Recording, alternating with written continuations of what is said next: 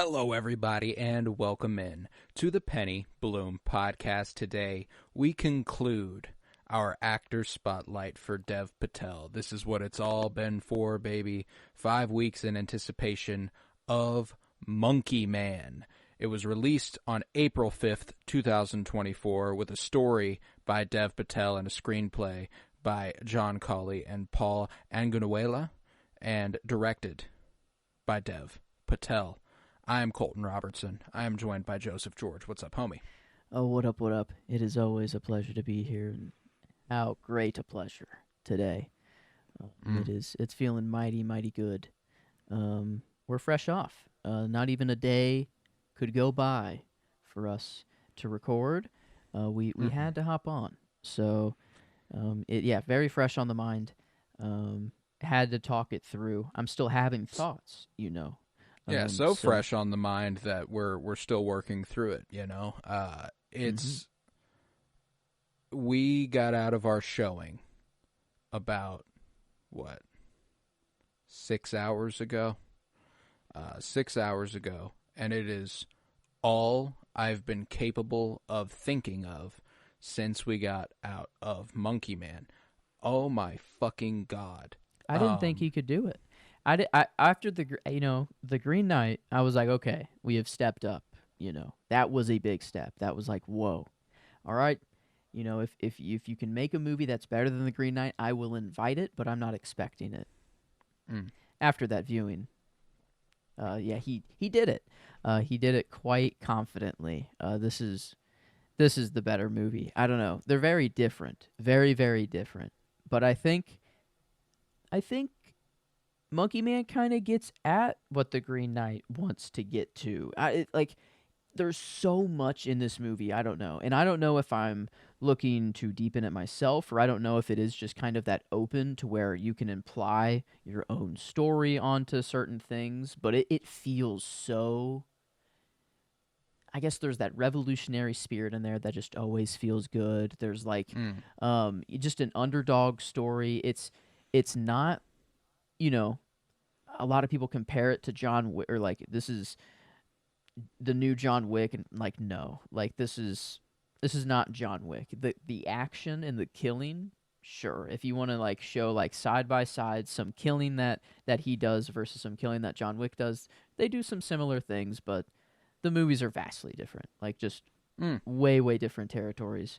And I don't know, it has much more emotional resonance than John Wick. Like this is not just action. This has a beautiful story. Like one of my favorite stories I've ever like seen unfold in a movie that I've seen. Like this is, I don't know where this ranks. I guess I haven't placed it on like my all-time list yet, but this was like it felt so good. It was like instead of a fallen angel, it was kind of like the exact opposite, but not even really like, you know, like a devil rising.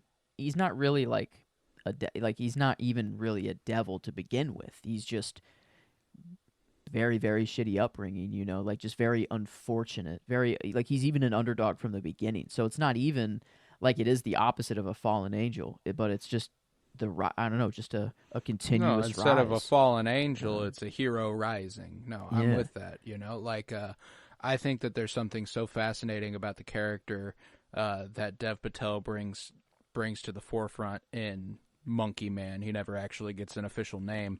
I adore the underdog spirit. I adore the revolutionary air that this movie holds. I think that there are so many choices throughout this movie that could not have been made by anyone else. Like, there are movies that are so fucking good, so brilliantly well made, and most of the time those movies feel personal. They feel like, oh, someone cared about what they were creating. This was put together with care. And this is that to the absolute max. Every single scene, you could feel the passion, you could feel the pain, you could feel everything Dev Patel had to do to make this movie happen. You could feel exactly what he wanted this movie to be. And there were moments where I was overcome with emotion because of, and this is insane because we've only been covering Dev Patel for 6 weeks, where I was overwhelmingly proud of Dev Patel and what he managed to pull off here. Thank you. I felt sort of like I didn't know if it was like justified to kind of feel not a friendship, with him. It's there's nothing there at all, between me and it's Dev. parasocial for sure. Yeah, like zero. But there was like I was just like, oh my god, like this is just maybe like a young creative person who is doing exactly what they want. Like right now, I don't like. This seems to be the movie that he wants to make. Like I don't know. I don't know of how you get more Dev Patel, but I guess we'll have to see. I am sat for anything this man makes. But like it just $10 million for and that is a lot of money. Don't get me wrong. It is $10 million. But when you compare that to other Hollywood films, I'm used to hearing 250 million, 300 million, 400 for Marvel movies and all of these things, and I love them. They're a different sect of movies, but like this is by far the most I have cried in public, maybe ever. I was trying to think if there was ever a time, maybe Worlds of Fun, when I thought I lost my parents. But I was like 5 years old, so I think that's pretty warranted. But yeah, nah, man. I mean, this movie was so overwhelmingly emotionally resonant that I found myself at parts where I didn't even particularly know why I was crying. It's just I felt it so poignantly that I felt I had no other way to express myself other than for tears to fall. There's something so beautiful about what he managed to pull off here. I adore. There's a really key interview that he did at the premiere with Variety, where they asked about the transgender representation in the movie and what that meant to him and how they weren't expecting it, and he goes into his explanation about how this is a song for the oppressed, for the unsung, for those that aren't the unfortunate. It's for them. It's for them to rise up. It's for them. And whenever we arrive at that temple, that the 𝗗𝗲 shaman kind of wakes. I wanted to get the name. Yeah. Okay. No. That's the drum guy. Okay. Never mind. That's Tabla Maestro, is the drummer. I want it. Is it Alpha? Oh, maybe. I think maybe yes, Alpha. Vipin Sharma. I'm Alpha. Yeah. Okay. Yeah. Yeah. Played by Vipin Sharma. It's whenever Dev's character wakes next to the statue, and the 𝗗𝗲 shaman Alpha says, is it man? Is it woman? Is it both? Is it neither? These questions bother some people. And it's just like I immediately felt like we're in a theater full of people watching a movie that just felt so important, and I absolutely adored that Dev Patel used every resource at his disposal, literally every resource at his disposal. He had to beg funders to keep their funding in the movie. He had to work tooth and nail to get this movie made. He broke ribs, he broke toes, he broke fingers, he hurt, and he, like, oh my god, did it pay off. Like, this was one of the most overwhelmingly satisfying cinematic experiences I've had in a long time. I can't remember the last time, I mean, straight up, here's what's crazy. The last time I felt this way was Dune 2. It's kind of the only movie that I'm like comparing it to. I'm like, does it beat out Dune 2?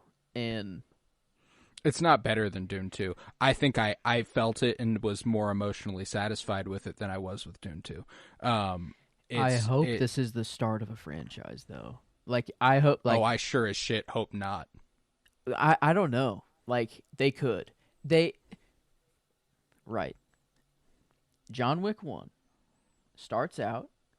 There's some things that they do in there that's a little interesting. Then but you have no idea of what the world is like. This is so much more real. It is. And that's the problem. It is. And it's so much more personal. There's a different level of care put into this film where, I mean, he's dead at the end of the movie. Spoilers for Monkey Man. And without Dev Patel at the center of a franchise, I see no reason to do the franchise. I guess the only I'm thinking about earlier in the movie, like there were things that I guess yeah, very fresh off. Hello, there we go. But I'm thinking of like the purse handoff scene whenever it just goes from like hand to hand, and like it's like badass, just like I forgot what song was playing during the time. 151 Rum by j.I.d., baby. Yeah. We got a Jitty Jid needle drop, and it fucking blew my mind. Yeah. I was bumping in my seat. I was fucking feeling it. Yeah. That was the first time I was already like, I wasn't on the fence, but there were choices early on in the movie that I was fascinated by, like in terms of just filmmaking choices, where I was like, oh, okay, like he's coming into this with a very unique vision and a very personal touch. There's a certain lens he can come from as the actor he is. I'm thinking about the type of actor he is and what he places emphasis on in his performance and how that translated into his direction of other actors. The amount of close-ups, the amount of eyes, the way we are just on people's faces, like the beginning of the movie, whenever it is his mother talking to him as a child, we are on her eyes. We don't even see her mouth move, bro. Like, we are watching her explain things, and it is just her eyes. And so, like, immediately I'm already thinking very, very intensely about this sort of thing, and I'm like, oh, this is going to be so intimate. It's going to be so... And it is. It's so intimate. It's so beautiful. And then we get that part where they run this scam on Queenie, where they steal her wallet, her purse, and they pass it off, and all the while 151 Rum by J.I.D. plays, and I'm like, okay, I'm fucking in. This was the start of my theory.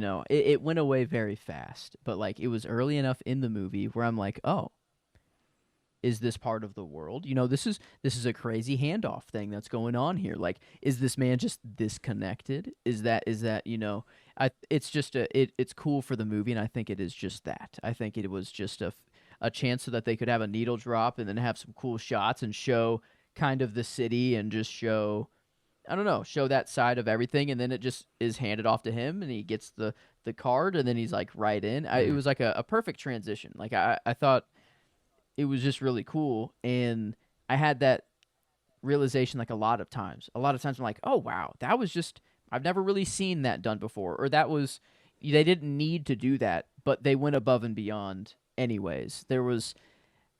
And for 10 million, like the budget that this has, like it's crazy. Like it's crazy that a movie can be made this well, for not the blockbuster a budget that I'm used to seeing. And like the action, I mean, like it's how real, a fucking phenomenal movie, dude.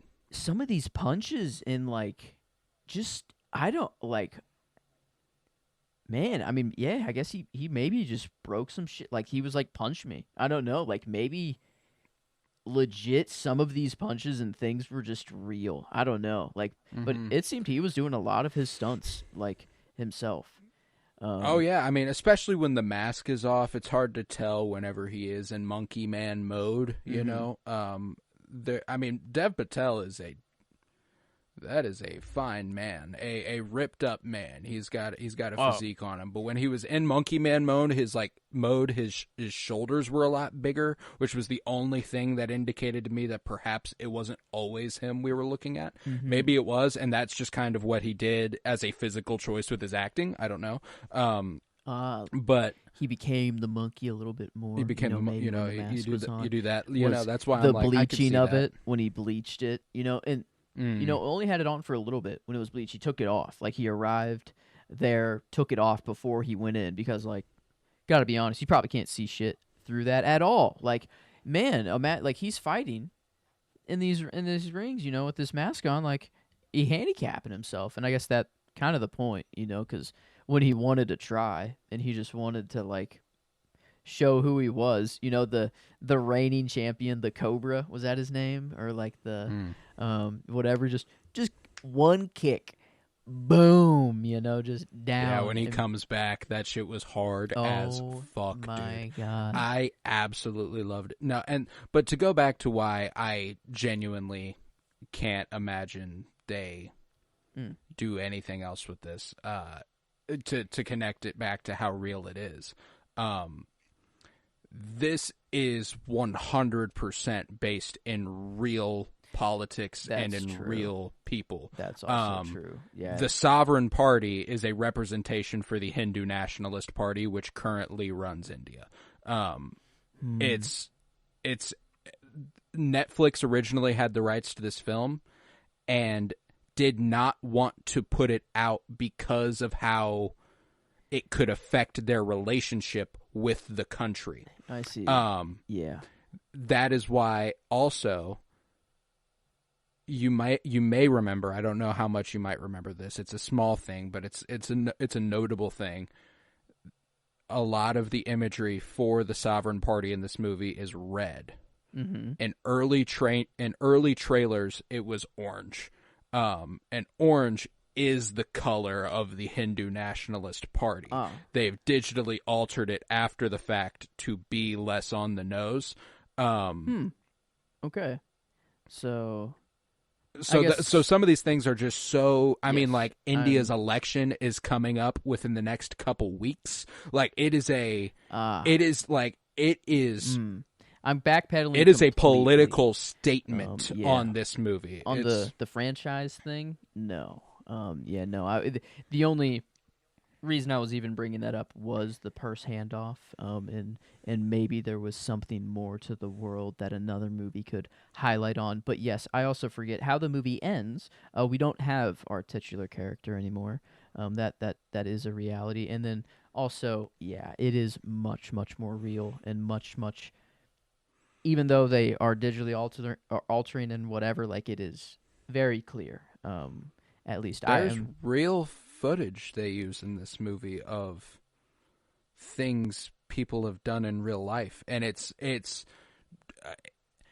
such a poignant and important fucking movie, dude. Like I saw a take, and it's from a gentleman whose opinions I typically deeply admire and agree with, where he called the movie politically muddled, and I don't think that's the case. Politically I think muddled, like doesn't know where it stands. Yeah, and I think that's completely wrong.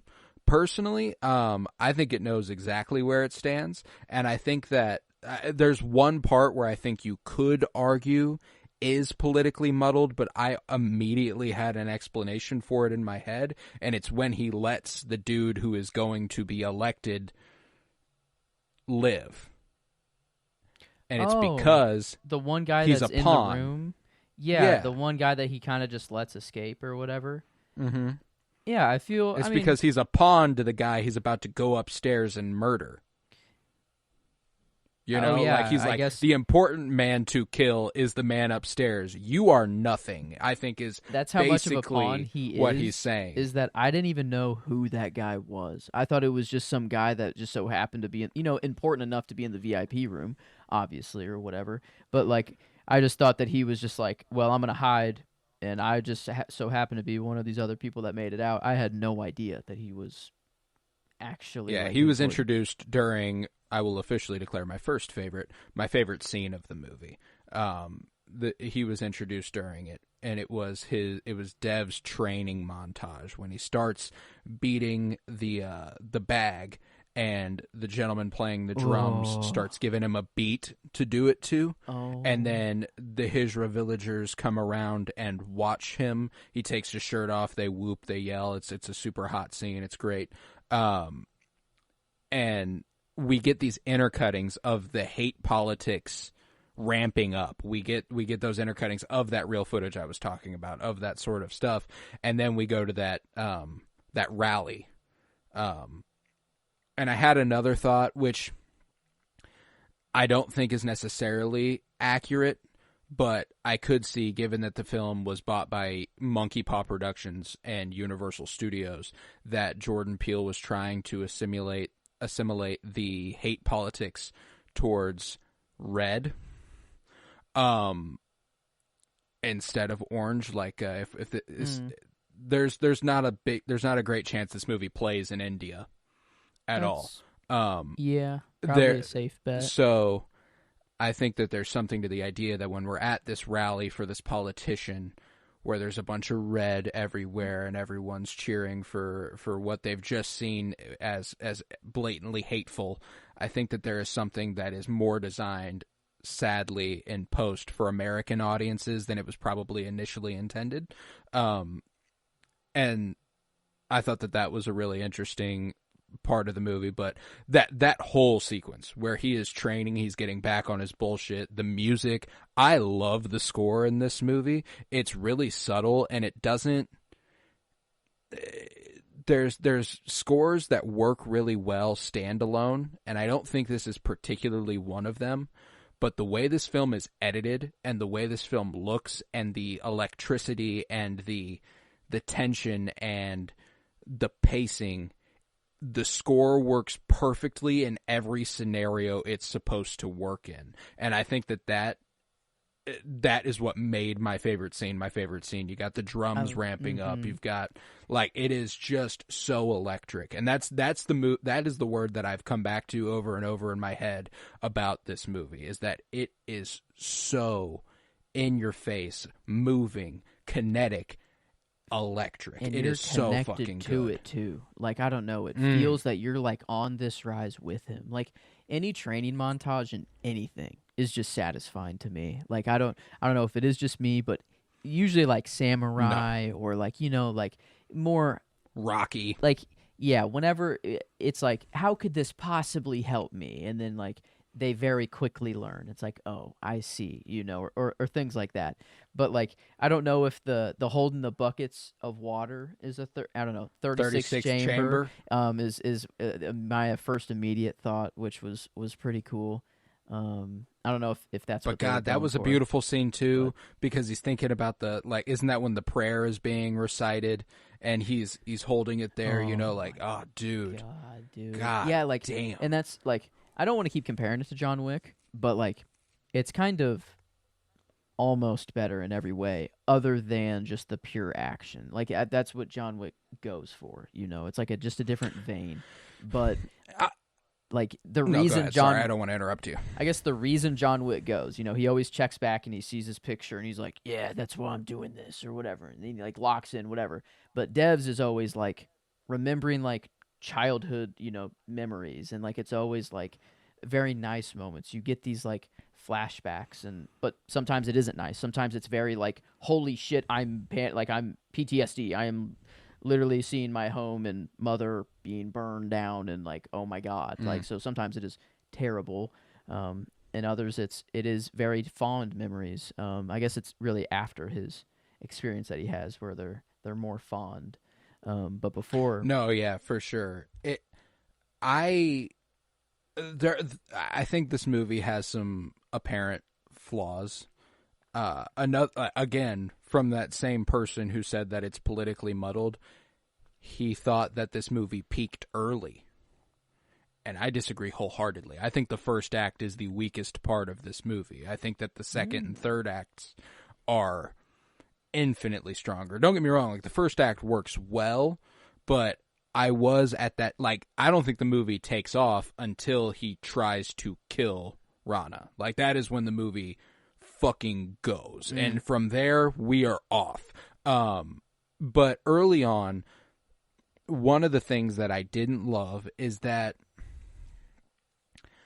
I felt like they purposefully build up this mystery about his backstory, which slowly refines itself to a point where you can gather most of it.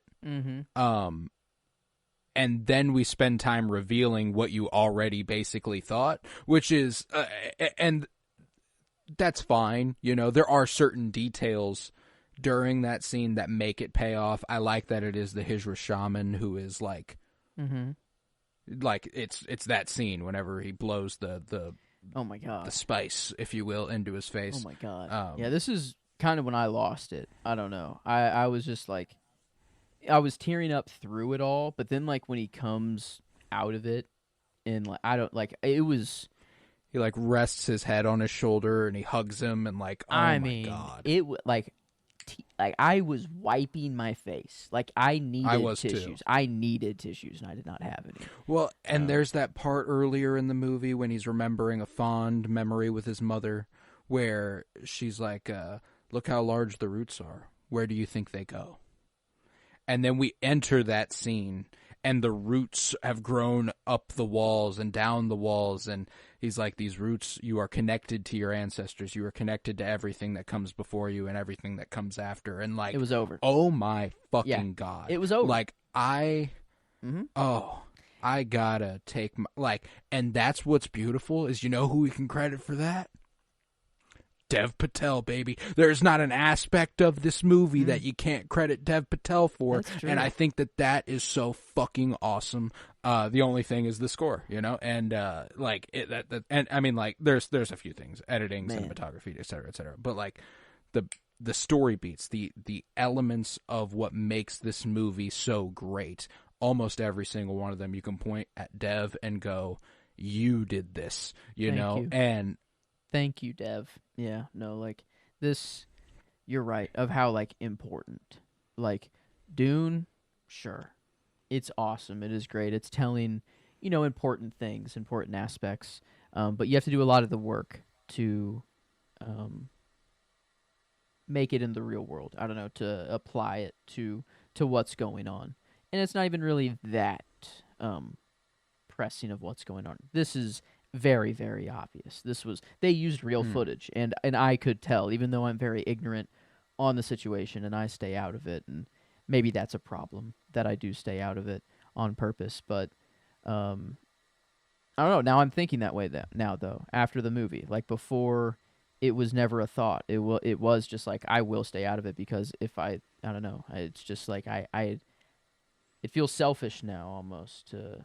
Well, and that's what's so fucking heartbreaking about the movie, is that it is very specifically applying itself to the politics of India, but it does apply itself to so much more than that. I mean, like the 𝗗𝗲𝘃 commune that we're spending a lot of the second act in, which is probably my favorite place in the movie. Oh, it looks so good too. Oh, like, it's gorgeous. Whenever he is gorgeous. training out there and like the light shining, the drum, like, yeah, you're seeing that. I'm so glad I got a nod, because that was like, dude, so I fucking love it. And just the way that they're being forced from their land. This is their final refuge, sort of, and you know, like all this sort of stuff. It's just so poignant and relevant to so much more than what this movie is specifically about. And for Dev Patel to have made a movie that is so personal and world implicating at the same time is a difficult line to toe, and to do it successfully. And I like I said, the movie does have its flaws. I don't think it's no movie is without them. I don't know. I kind of like that though. How things got refined. I thought it was more of like, you never, like, even if you think you know someone's story, you know, sort of thing. Like, there's still, like, even if the answer was bleach, a chemical accident, like, damn, dude, you still don't have the skin of your hands. Like, that fucking blows. And then we find out it is him just not knowing what to do when his mother is on fire. You know, like, it's so much worse. It is incredibly worse. And, like, and yeah, it's finding out things you already know, but I thought that is kind of the whole point. He no, like, I mean, like, I do think I want to refine that statement as well. I do think it's important we see that. I don't think we should go without that. I think it doesn't hurt the movie if that is the prelude, if that's the prologue, if that's the beginning of the movie. I don't think it makes the movie any worse. And then throughout the movie, when he's having those flashes, you understand exactly what he's feeling, exactly what he's thinking. Now there is, and I think that makes the first act and his whole rise even more like meaningful. It makes you feel it a little bit more if you know exactly what it's for from the get-go. Like, because and that's the thing, is that, again, you know enough to know kind of why he's doing it. You get an idea. You're like, all right, cool, he's trying to get revenge. Mm-hmm. You don't know what for. But if you know that from the get-go, and you know who, and you know why, you are like, keep fucking going, like, just keep doing it. I think I don't know, maybe the aspect of not fully knowing who this guy is, like, the thought crossed my mind, is this his father somehow? Like, that crossed my mind at first, and then it became clear, no, obviously no. It's just, this is revenge, very, very, very clearly revengeful. But like, it was, I didn't know. And I didn't know, like, it felt that he was fully justified in what he was doing, but it was still, like, up in the air, and you're kind of, you're on Dev's side for sure. Like, there's no real question about that. And but, I would like to say that I don't disagree with any of that. I'm saying I think we could have been even more in that camp. Yeah, like, I don't think it's a flaw in the way that's like, oh my God, like, this, like, I still enjoy the first act a great deal. I just think there are certain things given that choice that can make the first act even better. However, then you don't get quite as poignant a scene with the shaman and with the spice sort of thing going on. So, like, there's a give and take there. I think that where it works well. I just think that there is a possibility to refine that a little bit, because like is clear, Dev Patel is a first-time director. He's never written a movie. He's never directed a movie. You are not going to make a perfect movie your first time out. You're never going to make a perfect movie. Nobody is. That's just not possible. So, like, there's just such a fascinating, like, there's a fascinating personality behind the camera that feels so influenced from all these different places. Like, when it came to the action sequences, you mentioned earlier that, John Wick executes action in a more heightened, elevated, different way. Like, it is different. And the choreography and the stunts, I would argue, are just a whole other level. Like, it's what that movie's for. Yeah. But there's such a great influence taken from all sorts of other places around the world when it comes to action films. Like, this has a great deal of spirit that ties to Hong Kong action films and the films of John Woo and Bollywood and Indian action films. Like, we'll watch RRR here in a couple weeks for our action movie project, and there are, that is heightened on a different level. You'll think that that's fucking insane that I'm even kind of comparing it, but it's mostly the camera work is more what I'm talking about. Like, when John Wick is in action sequences, I feel like there's much more steady cam. There's much more like, just watch these dudes fucking do this crazy shit. I'm not a fan of shaky cam. If you've listened to this, podcast, that's the case. I fucking loved it in this movie. There was something about it that worked so perfectly well for these action sequences and such a focus. Yeah. It was not difficult to follow. I knew what was happening in every single bit of fight sequence, which is typically the problem with shaky cam. It's usually so shaky to hide choreography, but that is not what was happening here. And I think that comes from Hong Kong action films. Like, that is what that influence is, and I fucking loved it. I guess there's one shot that's coming to mind right now, but I feel like it happened multiple times. But when he's on, like, he's going down a stairwell, and then the camera is basically like a body cam. It's either like a GoPro POV. Yeah. Oh my god. And like, I loved the POV shots. They use it to show, like, look what he's just fucking going through. Like, he is just on the run. And like, because he tried, like, the kill did not go how he thought it was gonna go. And then he's just on the run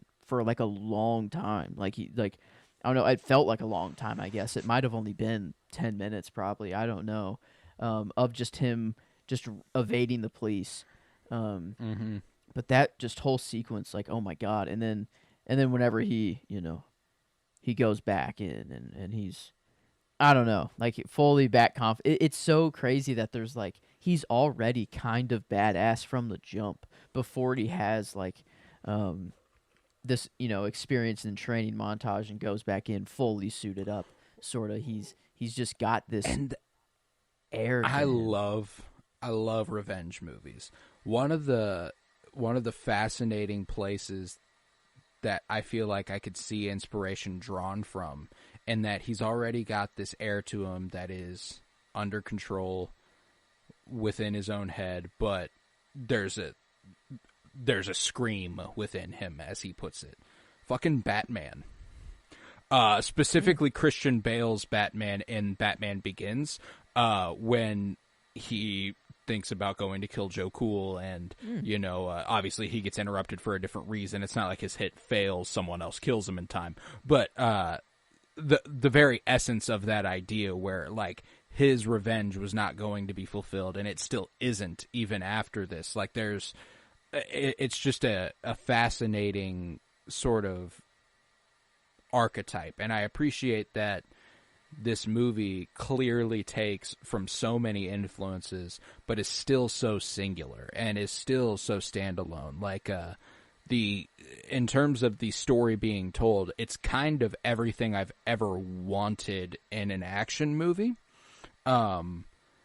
If you'll recall, a couple weeks back when we were covering even Chappie, this is not an action movie but sci-fi action.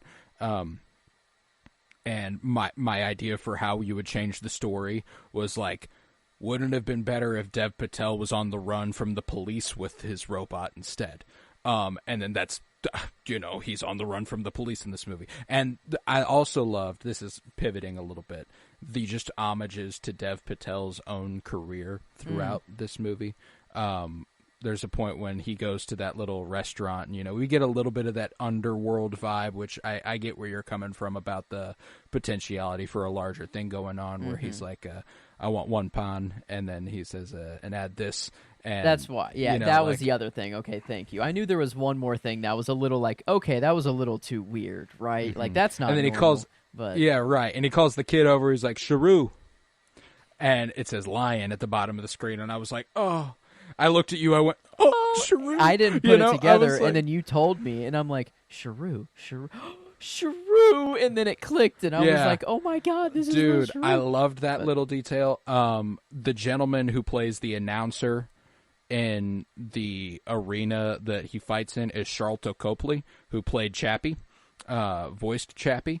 Oh, okay. That's pretty sweet. I feel like, okay, I don't know why he felt familiar, but he did. But I'm like, I haven't seen him anywhere. I guess I've heard his voice, and that would be why. Okay. Is there... And then Vipin Sharma, Alpha, was in Hotel Mumbai with Dev Patel. There's so many different places where he very clearly has taken what... Like, it feels like a culmination of a career, and it's actually the beginning of a new stage in a career, and that's fucking amazing. Like, I will never, ever not watch a movie with Dev Patel in it again. Oh no, yeah, that's for certain. And I think he's joined that group. There's not many people. It's grown a lot in this last year, that's for sure, of how many people I am just sat on. But yeah, he's anything this man makes. Man, I don't know. I want as many movies like this, though, how personal they can be, and how, because like the quality is still there. It's not like that he's not getting a big blockbuster budget, or that all these studios are turning him down because it's politically dangerous to get involved with this. No, he still did it. I still saw it. It was at a theater, like it's still, I don't know, like very... Universal still ended up distributing it, like Jordan, and we gotta put some respect on Jordan Peele's name. He watched it and was instantly like, this can't go to Netflix. Wow. Yeah. You know, he was like, this can't go to the Netflix graveyard. Let's put this on a fucking big screen. Thank you, Jordan. At least that's kind of how it's been sold in the media. I don't know if that's exactly how the story goes, but that's what it seems like. I'm buying it. But no, like, I would, and to build on your desire for more things like this when you came from the franchise angle, I just want more things made by Dev Patel. If Dev Patel can get the freedom, if this can buy him the freedom to make more things that he wants, and the fact that in a directorial debut he was even capable of making something like this blows my mind. Like, that's kind of a flex. I don't know, to be like, all right, I'm gonna bring war and transgender issues into a movie and envelop them in a way that makes it's so clear. Like, there's no sides. There's no like, oh, I might be on the side of this religious party or like whatever no, like it is very clear the message they are sending. It is like they are using religion as a scheme to gain power, and this dude is just, like. Well, and it's fascinating because the 𝗗𝗄𝘃 people, which is considered the third gender in India and has been for centuries.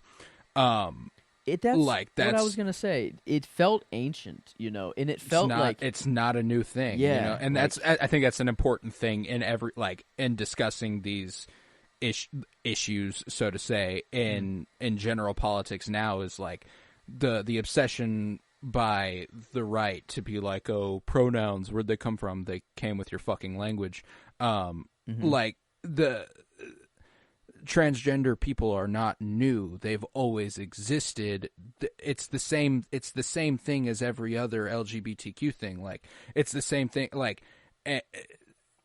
people are just more comfortable or rules in their own skin. And they're also, it's time. Fuck waiting. Like, I'm not waiting to be accepted anymore. You'll accept me now. Like, that's good, but like, that's what's fascinating about the culture in India, is that the 𝗗𝗄𝘃 people, which are, it's kind of a blanket term for intersex, transgender, eunuch people, all of these fall under the 𝗗𝗄𝘃 mantle and have for hundreds of years. Man. So I'm like introducing them. It feels, if there's any religion that I could be like, it's not really a religion. They're kind of just more of like feels like a community, or is it like a religion? Is it? They're Hindu. Oh, okay. Which is the same as the religious party that is torturing people. And that's what's fascinating, is that they show the different, like, that is what's so fascinating about the spirituality of this film, is that the villains of this movie represent the Hindu nationalist party. The heroes of this movie are, this is a funny way to put it, Unitarian Hindus. Like that is essentially what, like, they are open-minded, they are loving, they are, versus seemingly for profit, for power, for control. Good and bad versions of everyone. Exactly. And it's the same for every church. I don't think this is singular to theirs. This is, No. This is all over the world. This is every religion. Yeah. And that's a good, a very good line to draw, like, just to be like, hey, these are both sides, and to have the good side be coming from, the transgender sect of the movie, maybe the oppressed, it feels more left-leaning, whatever, but like, why do you think it's that way? I don't know. Like, that's how it's happening in real life. So it's not like they're choosing to just do this to make the movie better, or like it's left-leaning or politically correct. It's just reality. It's who the good guys would be, like, that is and that is another reason I don't find this movie to be politically muddled or spiritually muddled, is like, that specific detail is so important. Like, I thought it was crystal clear, like, to me at least, and I'm ignorant on the situation, and maybe that helps, that I don't know all of the complexity of the real life stuff, and I just had the movie viewing of what the reality is perceived to be. You know, maybe I do just have the simpler version of everything, but I mean, it felt just kind of like what Star Wars is aiming to do with like the Vietnam War, but just very more on the nose. Take all the fantasy out of it and just make it, here you go. This is real life. Yeah. And it's you know, it's a hero fantasy. It is still a hero fantasy. Like, there are people worship this him. This is what the oppressed wish they could do to the oppressors. And this is one man with an army of 25 people, and he changed the face of that fucking country. You know, like, it's not like it's guerrilla warfare in the very plainest and simplest and most exciting terms, you know, as far as adapting it for cinema. Like, they're all in one place at the same time. Hit 'em where it hurts, baby. Let's do this thing. You know, like, that's fucking cool. And I think to embody all of this oppression, all of this history of violence and hate, and to put all that trauma into the character of Dev Patel, and therein to the community that accepts him and he joins with, to take down the tippy top. Like, you're right. That is the essence of something like Star Wars. That is the essence of these big fantasy, like, fantastical portrayals of good and evil. And it's even more jarring whenever we aren't in a fantastical setting and you can clearly tell who good and evil is. And real footage is being used, you know, so it's... Right. It's, you know, with all the color changes and stuff like that, it's like, that's just to get over studio and legal battle, whatever. Like, the message is still clear. The message is always there. If the color's red, if the color's orange. I don't, you know, that's kind of whatever. And I feel like I've found tiers of when I come out of a movie, and the three I'm kind of thinking of is, like, Creed is kind of not a bad movie at all, but, like, I come out of Creed and I'm like, I want to fight now. I'm not a fighter. I just want to fight because it's cool in the movie and it feels like I should do it. I come out of Dune and I'm like, oh my God, like, I want to lead an entire army, but not really, because he's going down the wrong direction. But I want, you know, it's stupid, but it's like secondhand kind of whatever. This is like that on an even higher kind of level, because it's like Dune is, I can't go to Arrakis, you know, that's way in the future. This is Earth. Like, someone on planet Earth could do this right now. Like this.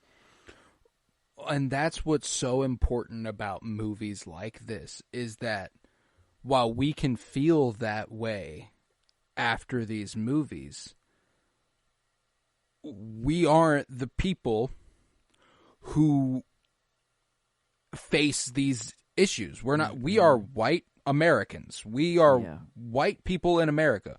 We are the least white men in America. We are the least oppressed people probably on Earth. I've that is for 24 years. I'm so grateful. Absolutely chilling, and that's movies like this. It is a nice reminder of everything. Oh, and that's a good reminder that, like, if we feel that way upon watching this movie, God, imagine how important it is for the people it actually represents. Imagine how important it is. That is why whenever people talk about representation and why it matters, this is what that is, you know? Like, I hate to keep bringing it back to conservative politics and how it's just, the culture wars are fucking mind-blowing. I can't believe there is any sort of sect of reality where accepting people for who they are is a fucking bad thing.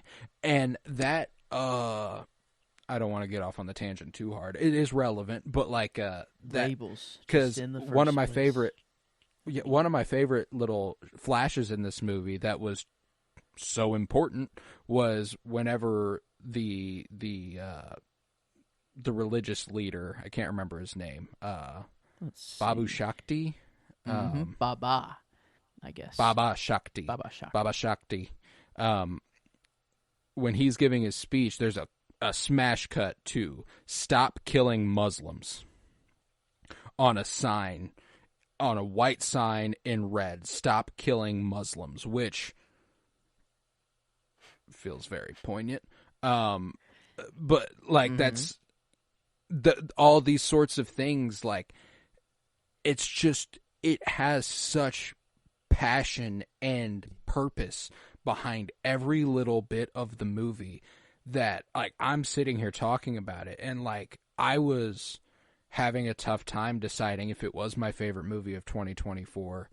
I can tell you sure as shit it makes me feel more deeply than a movie in 2024. Like, I'm almost fucking like tearing up talking about it right now. No, like it's that fucking good. I don't think I'm like at all uncomfortable saying Dune was a visual and auditorial experience that is unlike any other. It doesn't compare to this, whatever. But this movie is so much more important just for life. I don't know. Like, Dune is great, and I'm glad we have it. I called it required viewing earlier today. I'd say like it should be just everyone should see it in their life.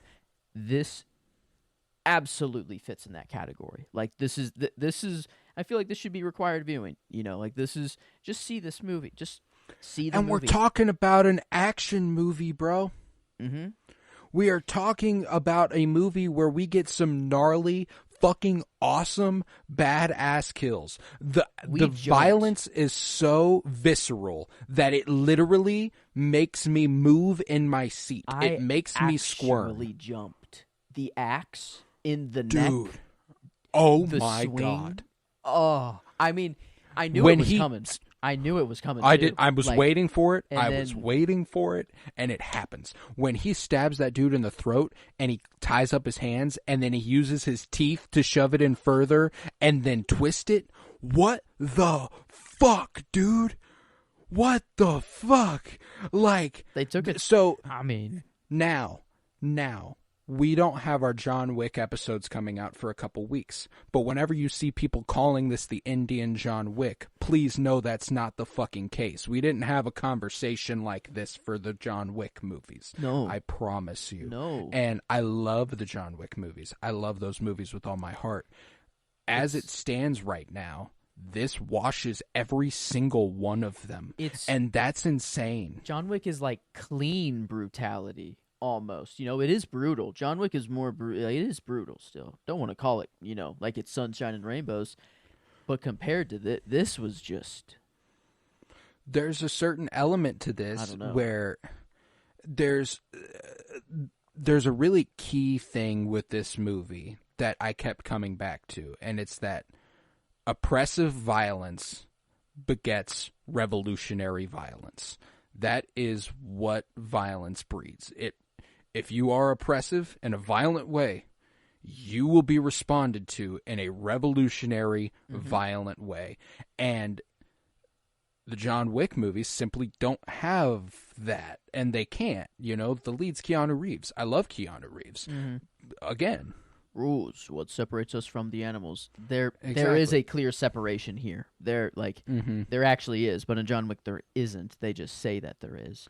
But there's this element to the violence in this movie, like that last interaction he has with Baba Shakti when he Baba goes full hypocrite mode, is purely defending himself. He's like, why don't we just stop the violence now? You know, like, why don't we stop it here and now? And he ends up stabbing him.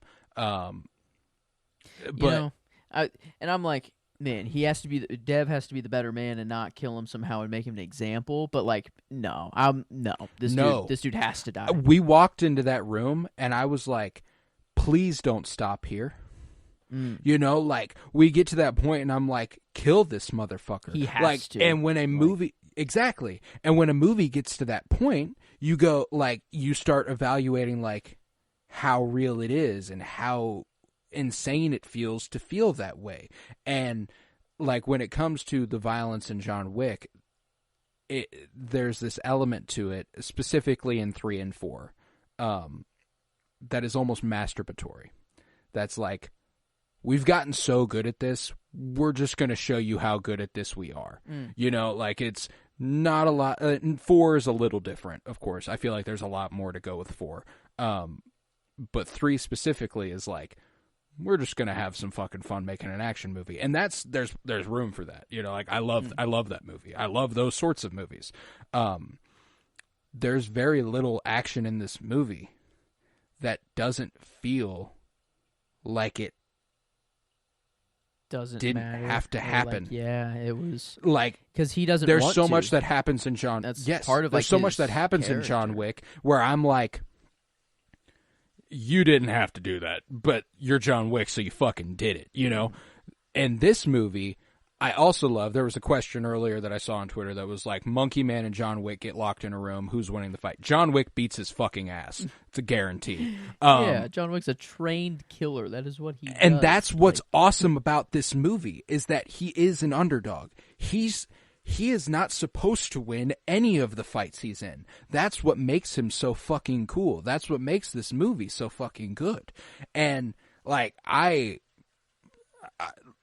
I've never, if you go to our Twitter, we're recording this on Sunday night. If you go to the Twitter you scroll down to Sunday, there's a series of tweets. I've never rattled off this many tweets about a movie we were going to record on. I usually save my thoughts for recording, but I was like, I can't help it. I have to talk about this. I have to acknowledge just how good this movie was. And movies are a subjective medium. I've seen a lot of, I'm the only person, me and you, as far as my Letterboxd mutuals, we're the only ones that have given this a 5.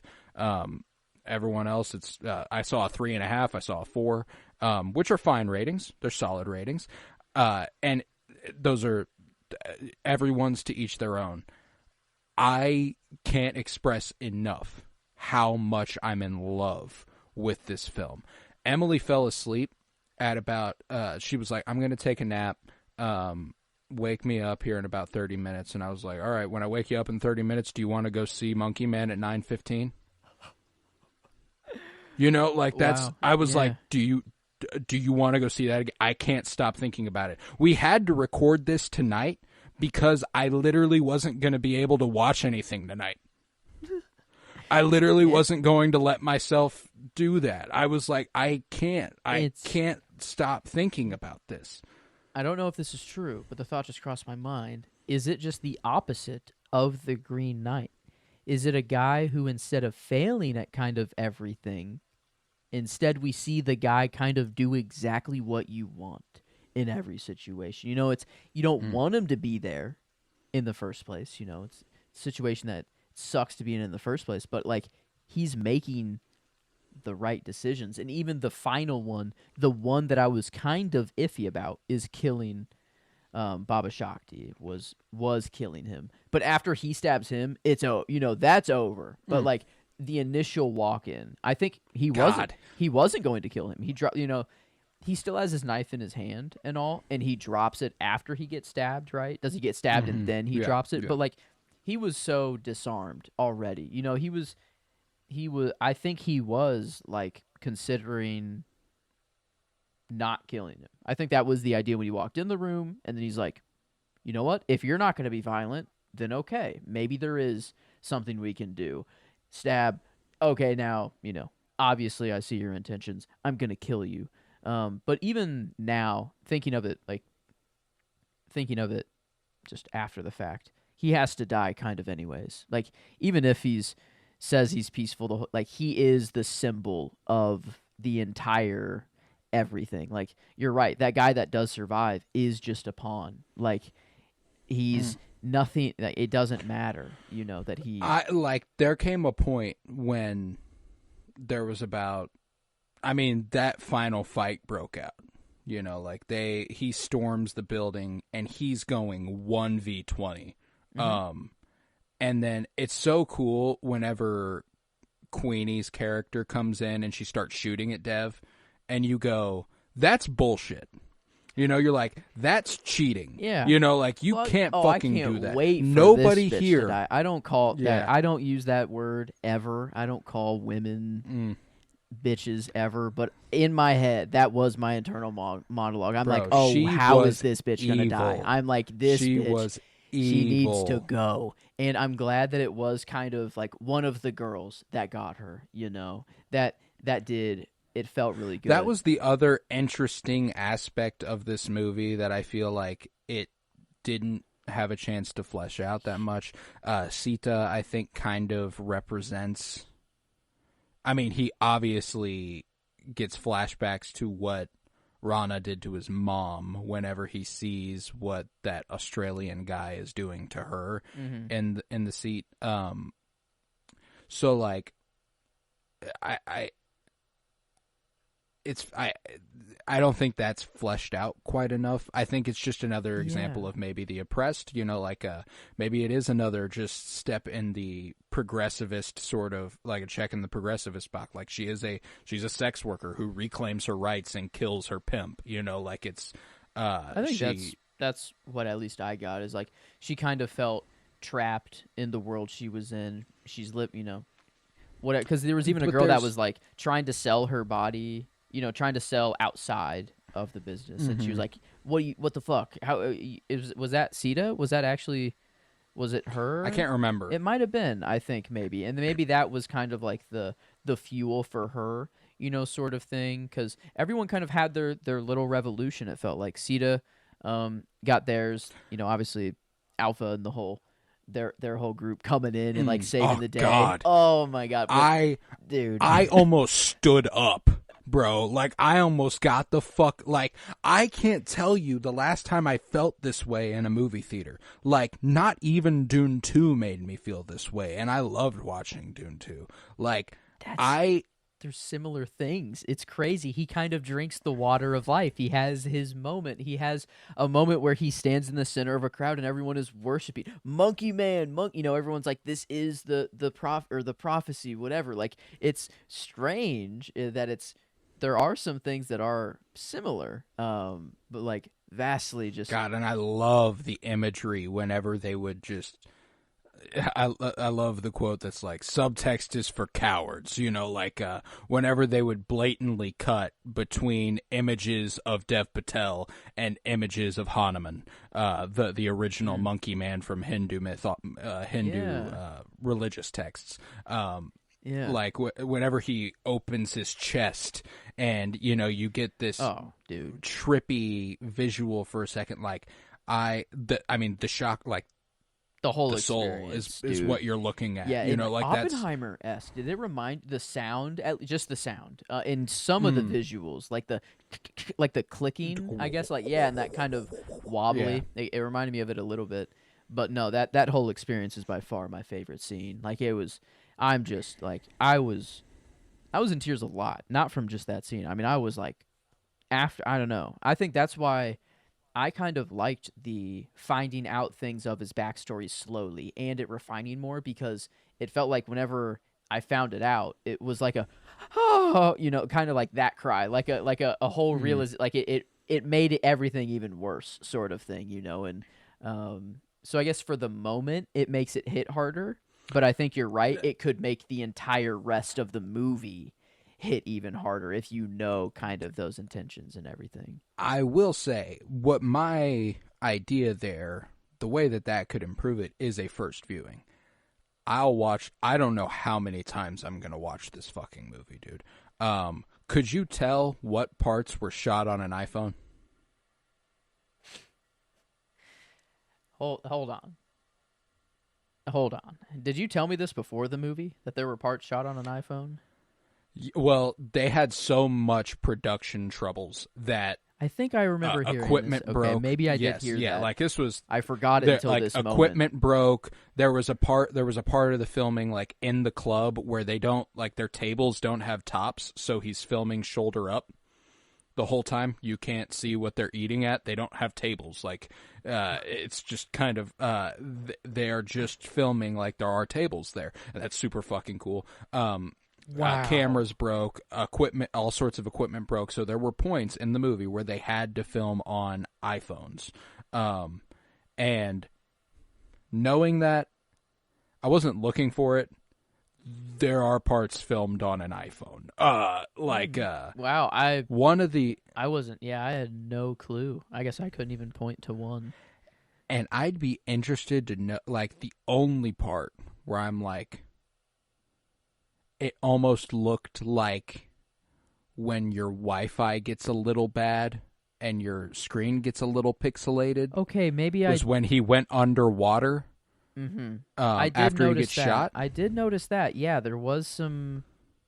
And I guess that could just be like they couldn't afford a great underwater camera. Like that could just be that. Literally, like, it was an iPhone. Like it could just be an iPhone. Yeah. And so like, and then also when he's running on the rooftop away from the police right before he gets shot, there's like an on the ground shot of him running that is like, I mean, it looks like I took the video on my phone, but it gives it this, that specific moment gives it this grounded, like, like it works almost for the in that shot, moment. actually. I'm thinking like somebody on the ground is like, holy shit, look at this, you know, like that's kind of what it.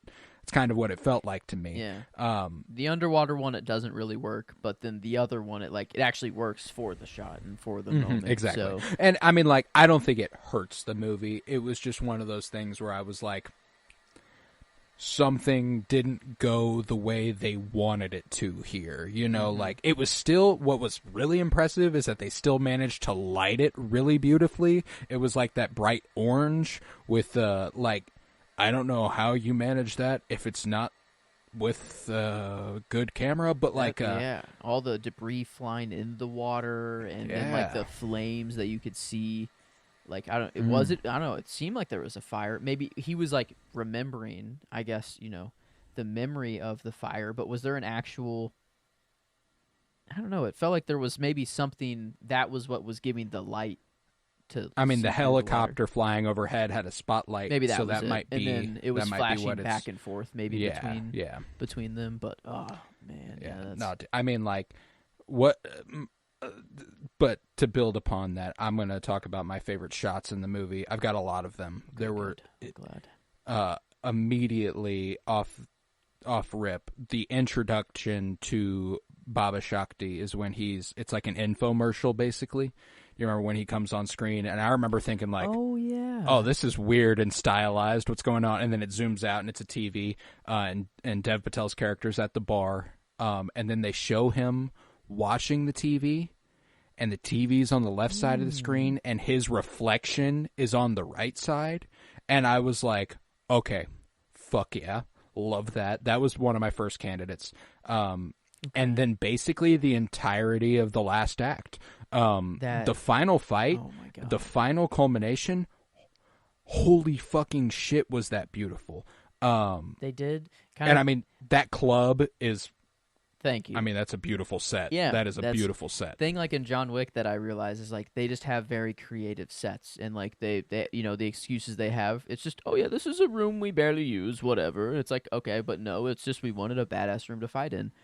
Perfect setting here. VIP club. No, yeah, the purple lights and the blues worked perfectly, and I guess shots, a lot of them are coming from that final sequence, that's for sure, from me. Like, I'm remembering the red elevator, you know, whenever it is fully red going up. But I think that is the defining image of the movie, which is really important. You know, like, that is the hero shot, which is super cool. One of my favorite things in old, like, westerns and old samurai flicks and stuff is that when your hero comes on screen, you know he's he's the guy, you know. And I love that this was his. Oh, dude, when he tightens his fist and it's dripping blood and like that shot, fucking gorgeous. Mine comes literally right before that. It's when he steps into the elevator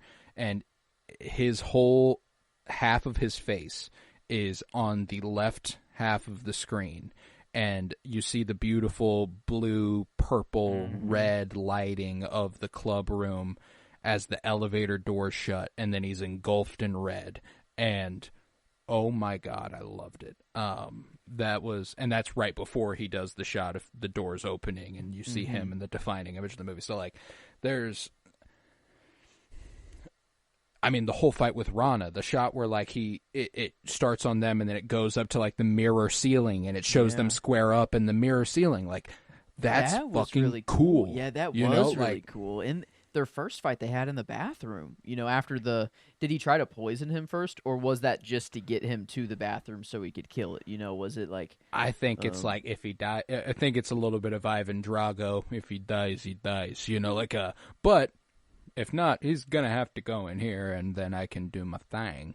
yeah, and man, that whole like the gun falling in the toilet and then him having to pull it back out. Yeah, that was just. I mean, visceral. I'm just a germaphobe myself, so that's like a part of I don't get scared of like blood and gore and guts. The axe did get me just because I think that's just kind of. It's just so I even knew it was coming too. I'm like, someone's getting fucking clipped with this axe. It's just gonna happen. And then maybe it's just the fact that it was his neck straight up. Like the dude just But even in that fight scene in the bathroom, the dude who distracts him when he comes out of the stall is the guy who he ends up killing right before he reaches into the toilet, where the dude's head smashes the porcelain bowl. Yeah. And I'm like that was one of the ones that made me fucking any sudden, like there was one where he slammed a dude on the bar counter and his neck snapped back. Like that was one. Yeah, that was sick. Like there's all sorts of stuff in this movie. The teeth, the knife. If we're doing a coolest kill, that is the coolest shit I've ever not the coolest shit I've ever seen in an action movie, but like as far as still finding a way to do original kills in action movies is incredibly difficult. And to do it in a grounded fashion, specifically the way this does, I've never seen anything like that. That was fucking gnarly. It was badass. No, yeah, I mean, I don't know. Does someone like this, it maybe Dev, just take up this mantle? Become the real Monkey Man in real life. Let's do this. I'll follow you. Let's go. I'm ready. I've seen, maybe I need this. I don't know what a drug this is. But very interesting experience to have. I've never seen that way of ingesting a drug before. Seems that it would be a lot, like that would hurt. I don't know, all that powder flying in your lungs and stuff, like probably hurt. Sure. But I bet you probably wouldn't even know what's going on because you're tripping balls and he's literally thinking he's opening his chest and shit. So like, I guess that stuff's happening during the time. But it seemed also that Alpha was kind of like conversing with him during it, because after he comes out, he's like, you were talking about blah, blah, blah, or like whatever, it seemed that like a conversation just kind of picked up like right from there. And it was like, you're okay. Like it kind of like coming down from everything and remember who you are. Yeah. And like, that's the first time he says that. And that's my favorite line of the movie.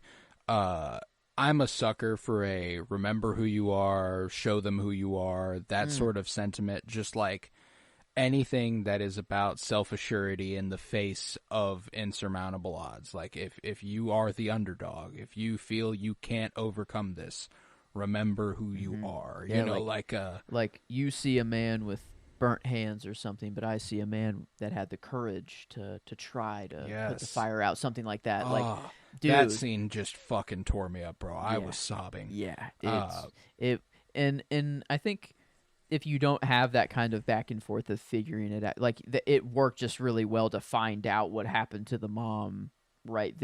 During this experience, like it helped all of those moments land harder there. And yeah, just I don't know, beautiful setting too. That tree that was almost a shot that could, I don't know, maybe that could be actually, now that I think about it, just the shot of all the roots and the candles and just kind of like a slow pan down that they did of it was really, really nice. But my favorite shot out of the last fight sequence was actually when he's in the elevator, and he's looking back in to Alpha, and like after he's getting in, he's about to go up, and it is the last kind of look that that he gives, and it is this proud kind of, but crying, like tears in his eyes, but proud and I don't like revolutionary, everything rolled into one. Everything revolutionary kind of rolled into one, and Dev just has like, holy shit, does that you're like his eyes. Yeah, he can act his ass off.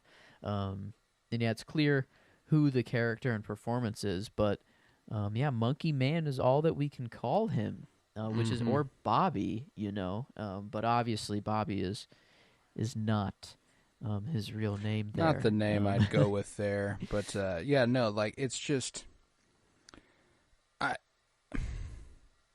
I'm amazed. I can't believe that, because I was in the same place that you when you kicked off the episode with your take here, like The Green Knight was so good and so interesting and so different that I was like, if Monkey Man's better than it, hell yeah, love that.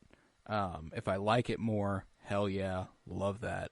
I didn't expect that Monkey Man would like progressively over the course of the movie become one of my favorite movies I've ever watched, and one of my favorite, because like I said, I did have some, light critiques for the first act, but the first act I was a little like, that is the most normal action movie shit of the movie is the first act. It clearly has a heart to it. There is more going on. You don't know what that is yet for sure. And that part is the most normal thing about the movie. And I think that what it manages to do to distinguish itself in a genre that has so many standouts and so much classicness to it, and so many great films to, for me, stand amongst my favorites, of the action genre ever.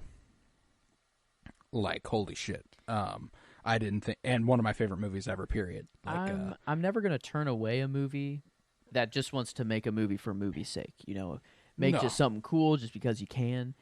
That's what, we like to do that shit. We like to do cool shit. Fuck yeah. But when you can make a movie that is cool, you're doing that, and it has like a very, very big purpose behind it. Like it isn't just a movie. Like this is kind of what movies are for. Like it is a preservation of history. It is at the times, what are we thinking? What are we going through? How are we dealing with, the real life things, and how are we perceiving them? What is going on screen? Even if it's the other way, even if there's a movie that is made very, very poorly, and it's I guess more propaganda, and it's not, going, I guess I don't know what movie that would be, but like a movie that is trying to brainwash, I guess, instead of just show the harsh reality of what's going on, at least that still exists to show that brainwashing was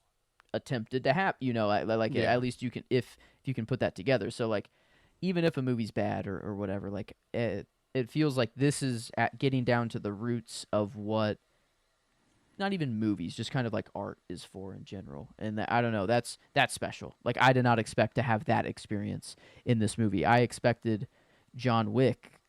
That's what people were saying, like Indian John Wick. And so like that's the only thing I'm going in with my head, but people were saying, no, it's not. That's really. So, and especially coming out of this side, that is so intensely reductive.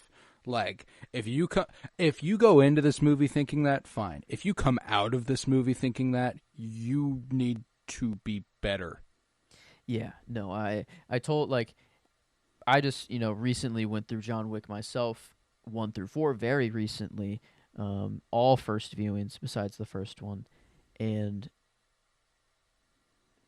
no, like they couldn't really be more different. The action, if you put it side to side, maybe lines up. And I mean, on paper, I see where people are coming from. Action man in suit. In a black suit. Take revenge against person who personally hurt him. I really thought that dog was about to die. The dog that brought him his gun in the alleyway. So glad that dog just shows up and leaves. And I love that there is expressly a part in the movie where he goes, no, that is not what I am, in regards to John Wick. John Wick, yeah. Hey, You want the gun Do you from want John this? Wick? Yeah. You seen John Wick? I have that gun. It'd be pretty cool. Made in China, I think he says. And he goes, "No, I'm looking for something smaller." And I think that more effective. I think that is a I think that is a fourth wall break to a degree. It is a little bit meta. I think and two other lines that were fourth wall break. I didn't catch that one, but that one's a really good one, and it kind of leads me to believe that there were more of these maybe. The other one coming from Alpha, I think Alpha maybe, or it could have been maybe someone else in the temple. But like, don't worry, the police will not come here. It's too like awkward for them or whatever, like it's too whatever for them, and it's like obviously safe haven for the time, but it's like other people don't even touch this in movies, like, so I felt like it was kind of like we're touching, like we're here sort of thing, and it is safe. It felt very kind of fourth wall a little bit, but then there was one more. To speak to that specifically, like I saw a bigot online earlier today say that the transgender inclusion was contrived and forced, and then I clicked on their profile and they're like, "I love J.K. Rowling, pronouns are stupid." That was their whole fucking thing. So I was like, okay, so I see why you didn't like that storyline in the movie, and why you would think the wrong thing. It was treated so naturally. It wasn't like a point at it and go like, check this out, look at what we're doing, look at how good we are, look at how progressive I am. It's just, it is treated as just a part of the movie, and I think that is that's the way to do these things, And I showing something, if merely just even showing the topic or including it is being politically correct, how are we ever going to know? Like, it has to be included somewhere, like it is important enough. Obviously, it is talked about. There are issues. These are real people. Yeah. And I love and one of my favorite parts of my training montage is whenever one of the big buff Hijras comes down and starts hitting it with him, and I'm like, fuck yes, like I'm like, fuck yes, I love. There are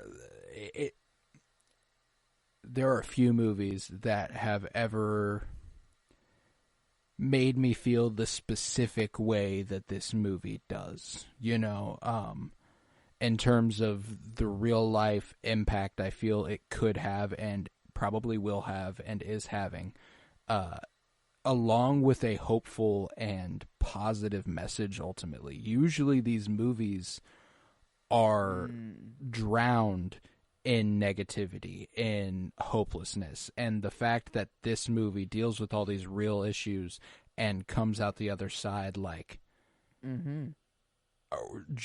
I rejoice at the end of this movie. It's so sad to see him go. A monkey man, I get all the bad from Zone of Interest for sure, but I feel, and that's important. Yeah, that is important. Yeah. That is an important good movie. But I'm not feeling. I am feeling good. I am still having like those fuck thoughts. Or like, damn, this is very real and all of that. But the revolutionary spirit is active in Monkey Man, like it is happening like in front of me, instead of Zone of Interest where I am just seeing the harsh reality straight up. There's no fight happening. It is just, here's what it is. And here we have that fight. You have the underdog story. It is a David and Goliath. Even he's the beast in the Monkey Man costume fighting that like 7-foot dude. I think it's funny that like they kind of had their Bobon fight, but this one was way fucking cooler. They Cobra goes down, and the dude's like, fuck. He's like, well, I didn't have a plan for that. I guess bring out the biggest dude we got, and so that was really cool. That gives him a bat with like barbed wire on it. He's like, fucking hit him. That's what made me think he wasn't going to kill Baba Shakti, was the fact that he sets it down, and that's what makes the crowd stand up and be like, Monkey Man, like, oh fuck, fuck yeah, you could have hit him. Like, he was, I think before the crowd would want him to hit, finish him. I don't know, like to draw blood.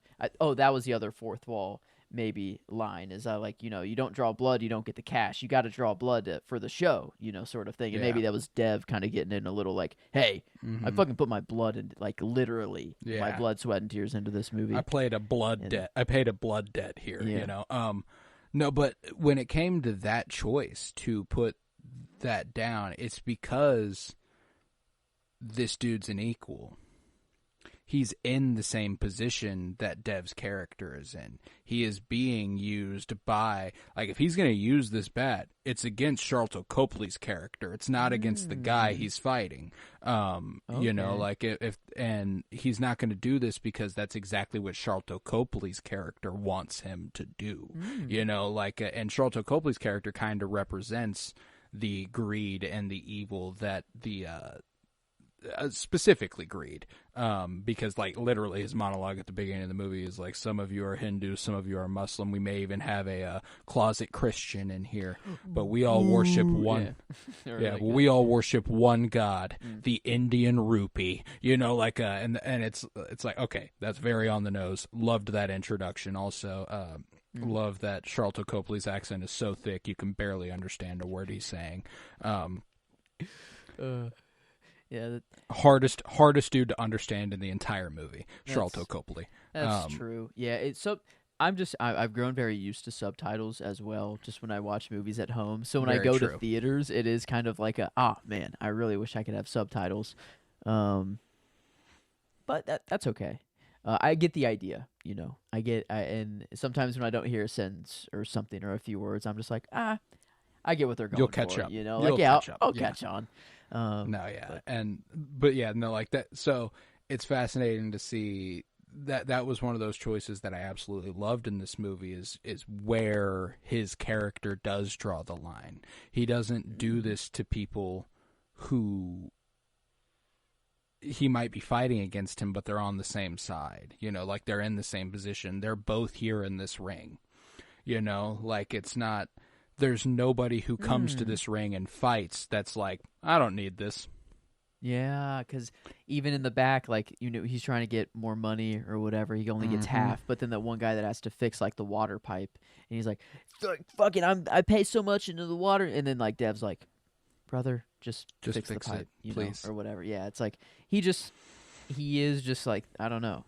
He takes himself kind of out of the situation. I don't know. Like, he's very opposite of Green Knight. I don't know. Like he's learned the lessons. This is the continuation. I said, maybe we start the movie where he walks away, and this is the literal continuation of Green Knight.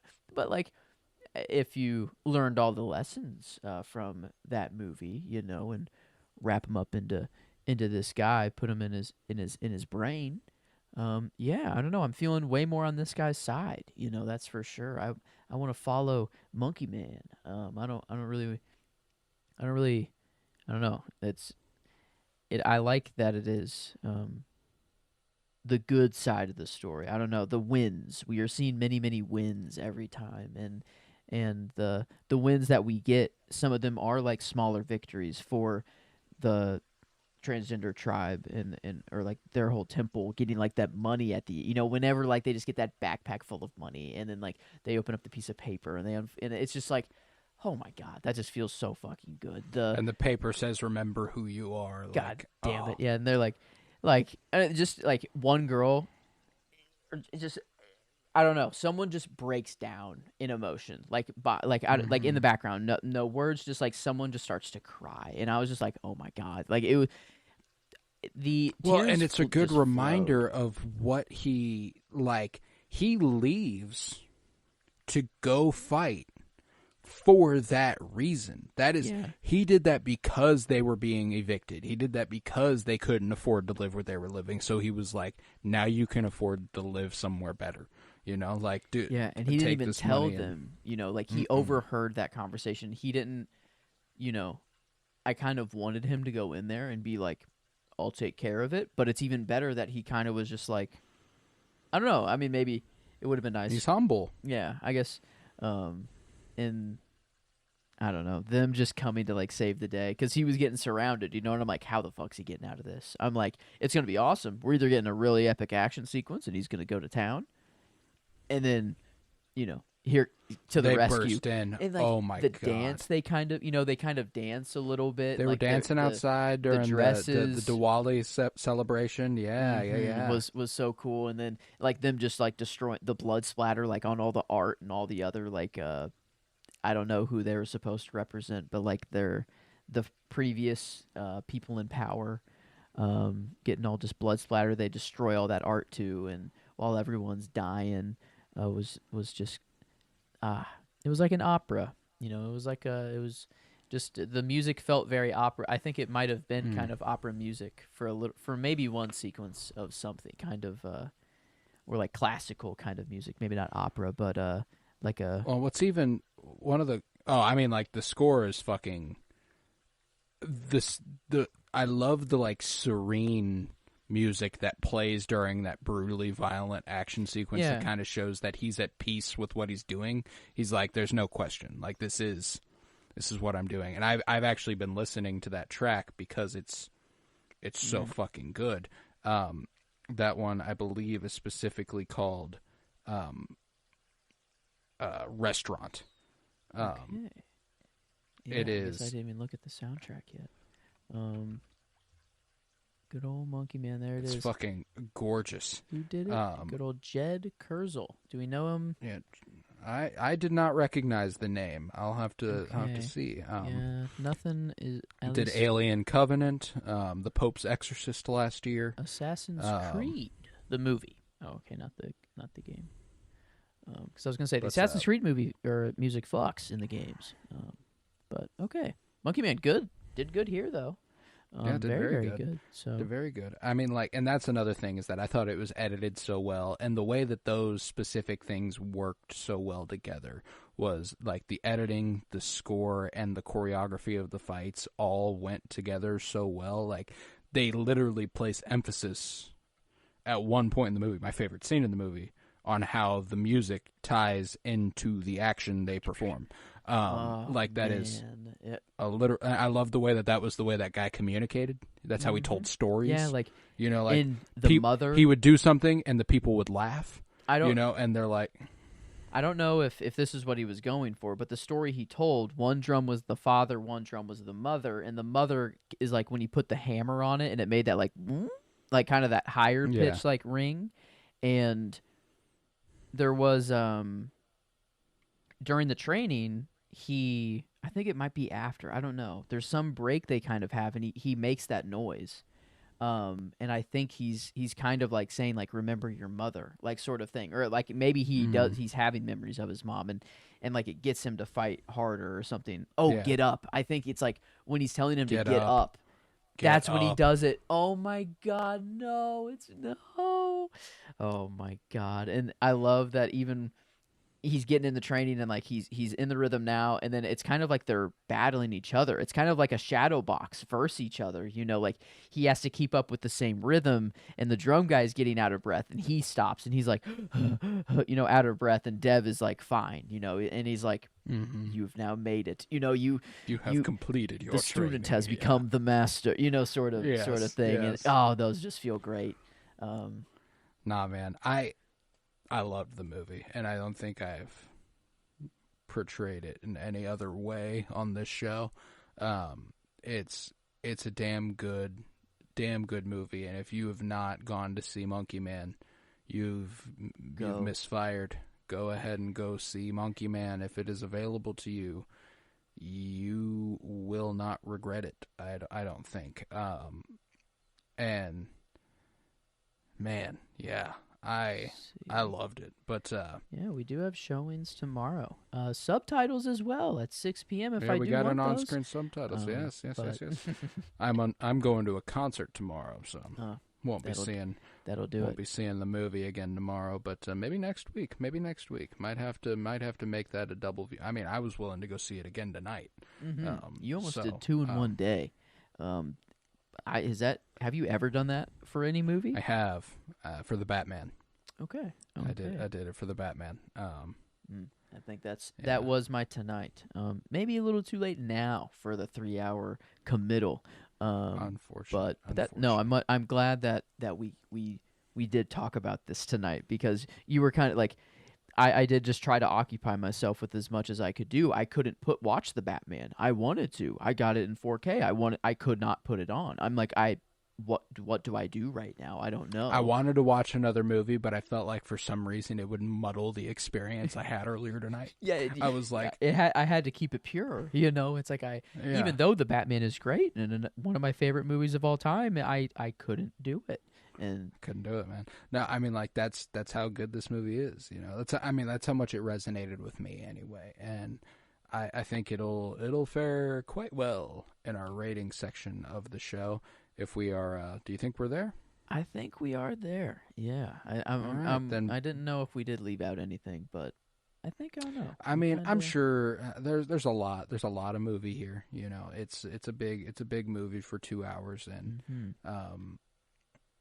we did spend a lot of time on the second and third acts, but there's a lot of the steps on his rise in the first act are really cool, like the promotion he gets and when he starts working in the club. Yeah. Yes, very cool. Like, so there's stuff in the first act that is very, very cool, and I enjoy it a great deal. But yeah, okay. Then I think we are there. Then before we rate it, I'm going to go ahead and do the plugs. Stick around for the next 30 seconds if you want to hear how it fares out of 10 for us. If you would, head to patreon.com/PennyBloomPod, where you can find over 50 hours of exclusive content, all sorts of book reviews, comic book reviews, movie reviews, and early access content. If you're listening to this on Wednesday or earlier, you could have heard it on Sunday, or Monday, I should say, probably. It was available for you there, and you can get access to that for $1.50 a month. Very, very slight payment of $1.50. And, like we mentioned, our John Wick, our feelings towards this in comparison to John Wick, guess what? All three of our 4 episodes covering John Wick are over there. They're on Patreon already. They're not due out for 2 weeks on this podcast. So, go ahead and check that out. That was patreon.com/PennyBloomPod. Head to Twitter, follow at PennyBloomPod, follow on Instagram and TikTok at PennyBloomPodcast. Been ramping up the content creation over there for TikTok, and we had our first slow day in a little bit today, but I'm hoping it'll pick back up here soon. Everyone has just seen Monkey Man right now, and that is what everyone in the world is doing. That's what I hope. That's all it means. That's all it means. But yeah, no, I love this movie. But yeah, so head to Twitter, follow at PennyBloomPod, follow on Instagram and TikTok at PennyBloomPodcast. Remember to leave a 5-star rate and review wherever you might be listening, and please download. While our TikTok has been performing better, it has not translated into downloads. It hasn't translated into listenership. If you have made it this far, throw us a download. That is the stats I can track. I'm sure more people are listening. It's just the way things go. I don't download stuff that I listen to, and I know how important that is to content creators as a content creator. So, I'm a little guilty of that myself. But just throw me a download. It makes me feel good. Yeah. Oh, you can watch us on YouTube now. I've got the Kendrick Lamar "Damn" vinyl on display here. I'm picking a side. You could have seen that if you're over on YouTube. Yeah. With that, let's rate Monkey Man here. How are we feeling? Well, 10. Yeah. 10. I was gonna say I know there's no hesitation, and it's like. What other movies have we given a 10? Have we given director spot? Yeah, Moonrise Kingdom was a 10. I mean, like some of my favorite movies of all time is what we've given 10s. Oppenheimer, Little Women, Killers of the Flower Moon. Yeah, we Heat, and now Monkey Man. I love all the other 10s. This is kind of like a 10.25, almost in the way of like it. No, I don't want to say that, because like Killers of the Flower Moon has that very real story that's being, telling a real story. That's one of those like bleak ones, That's one of those ones where it ends and you're like, fuck. That's true. Like There's Oppenheimer. This is unique. Even that, You know, it doesn't end that's very. one of those bleak ones. Yeah. It ends and you go, fuck. You know, like this. There is a positivity that this movie comes with that, you know, I think that does resemble more of our Wes Anderson movies. And obviously, it's not. I don't think you could even come close to saying this is inspired in any way by Wes Anderson. I don't want to say being that. touched. He's touched by Wes. You know, they've had interactions. I'd say you take what you learn and you put it in your own stuff. That's it comes from everywhere. So I know I didn't see much Wes flow through here. You know, there wasn't. It's not his kind of movie. You know, story. I don't know. Maybe story beats or some flashbacks or some ways that some things happen. Maybe, but yeah, not many Wes beats out of this one. No, but I mean, like that. The way it makes me feel at the end, that is more what it resembles than either of those other ones, and it is. So, like, I'm confident it's a 10, and I haven't felt that way in terms of a movie we've covered in a very long time. It's been a while since I felt that way. Doesn't it feel good? I mean, and this like, is such a definitely good the first 10 time in too. 2024. Like, I don't think we've covered a movie in this calendar year. We're in the 4th month of the year now, where we've given a 10. So like, this is nice. I had, you know, Halloween. Like now, I've just kind of gone through so many different ideas.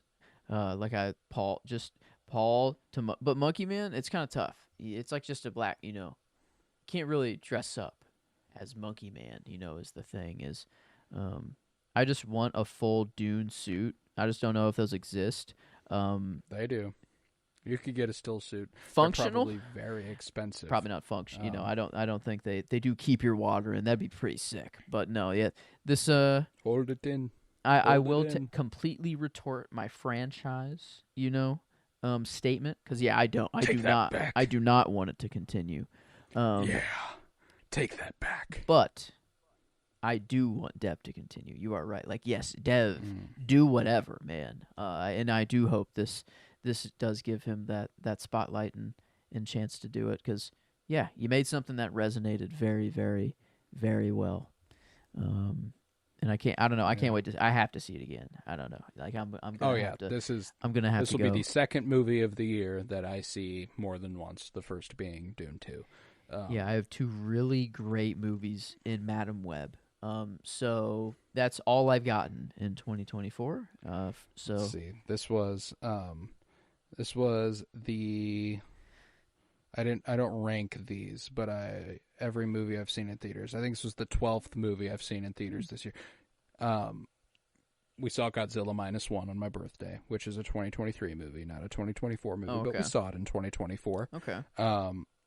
Saw Soul, Poor Things, American Fiction, rewatched Past Lives, Mean Girls, Lisa Frankenstein, Drive Away Dolls, Dune 2, Love Lies Bleeding, Madam Web, and now Monkey Man. And this is I won't label it my favorite of those, but definitely my favorite of 2024. It's in the top 2. At least for me, that's very certain. And all the others that are mentioned probably still. It is probably... It's top 3. Top 3 for me. Poor Things might give it pause. I'm like Past Lives is the only one that gives a pause for me. I always get the titles mixed up, man. I go back and forth between Poor Things and Past Lives so much. I don't. But no, like this is a 10. It's in that tier. It's a 10 enjoyment. Critically, it's very strong. It's well written. It's a very good for a directorial debut. The performance Dev Patel puts on might be a career best.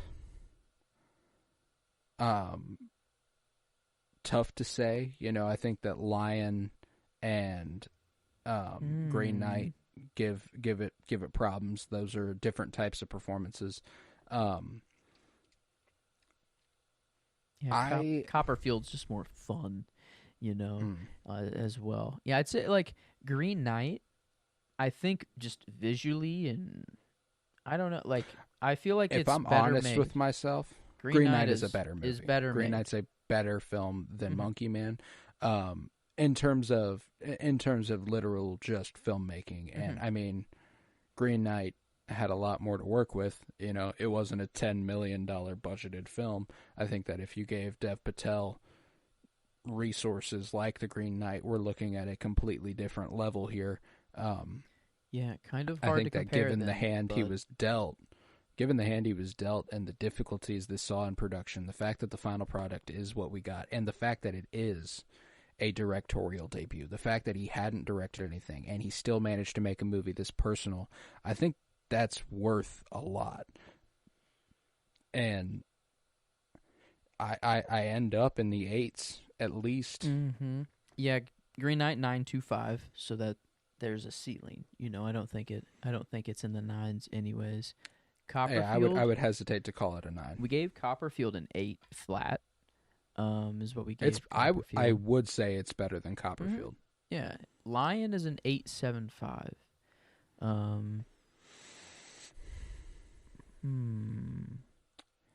I think that this is either an 8.5 or an 8.75. It's closer to Lion. Yeah, it is closer to Lion, but I don't know if I can.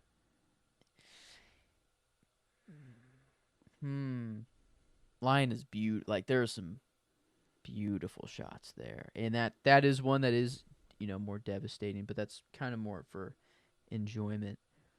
There's still a hope there at the end, though. I could. No, I'm either or. I mean, I could go 8.5 or 8.75. I think to distinct it between Lion, you know, that'd be the only thing to give it an 8.5 is to be like, is it? I'll say this. I think that Lion is infinitely more simple. I think that while it is a real story and a poignant story, this is underselling it, but it's an easier story to tell. Mm-hmm.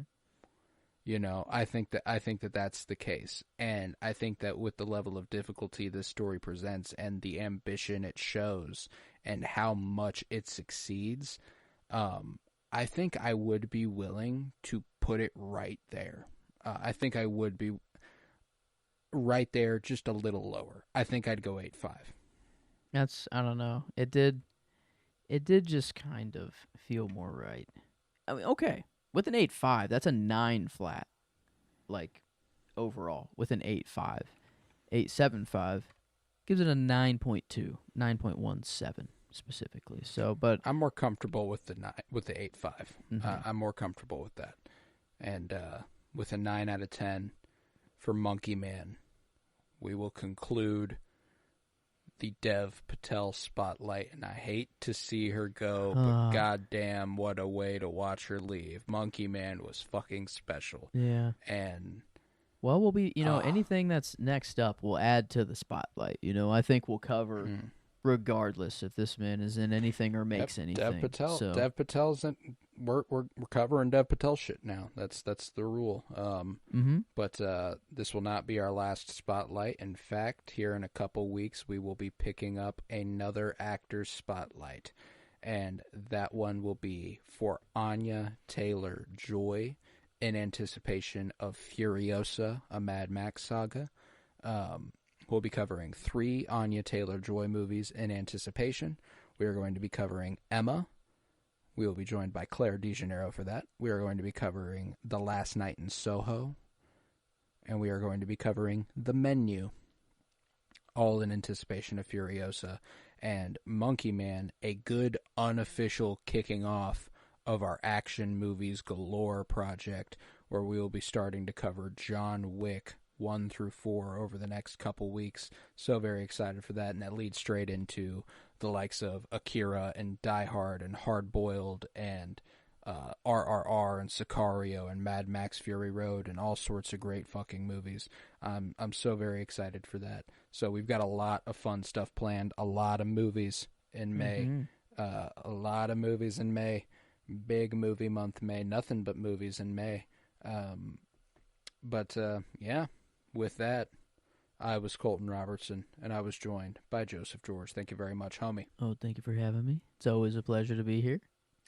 Oh, and it's always a pleasure to have you. And remember, peace, love, and bloom, and always praise Dev Patel.